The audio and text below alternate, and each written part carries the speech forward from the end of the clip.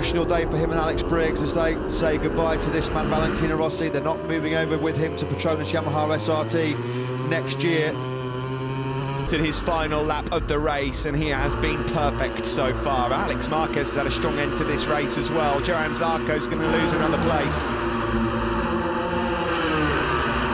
Yeah, Alex Marquez finishing the season strong. Alex Espargaro, another personal best lap for him on the factory at Aprilia, a 140 flat. Up in Sector 1. He's not had a front row since his pole position in Le Mans. Teammate starts his next flying over the hill.